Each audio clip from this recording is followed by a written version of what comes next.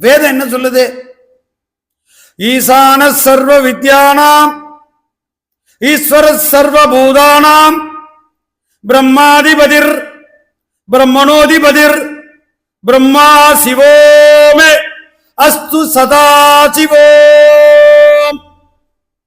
எல்லா கலைகளுக்கும் வித்யாபதி சிவன், எல்லா உயிர்களுக்கும் பசுபதி சிவன். அவனை என்று எதுவும் அசையா என்கிறது வேதம்.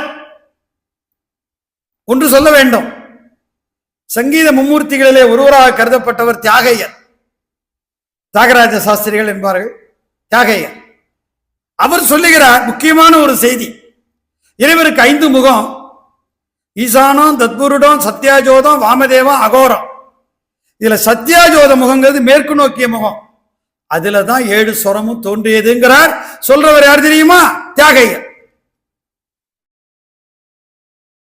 சத்யோ ஜாதாதி பஞ்சவக்திரஜ சரிகம பதனிச சப்தஸ்வர லீலா வினோதம் வித்யாலோலம் அப்படிங்கிற இந்த வித்தைக்கு எங்கே தோன்றியது? அந்த வித்தை இறைவனுடைய 5 முகங்கள்ல மேற்கு நோக்கிய சத்யாஜோத முகத்தில்.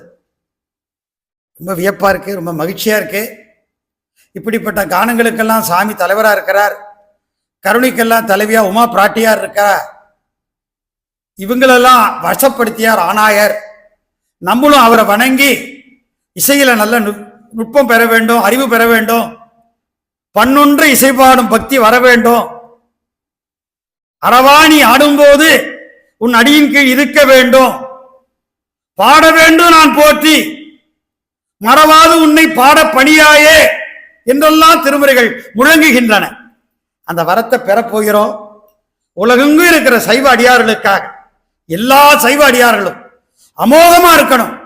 அவங்க பக்தி பண்ணினாதான் நகரம் சிறக்கும், நாடு சிறக்கும், வீடு சிறக்கும், மேதினி சிறக்கும்.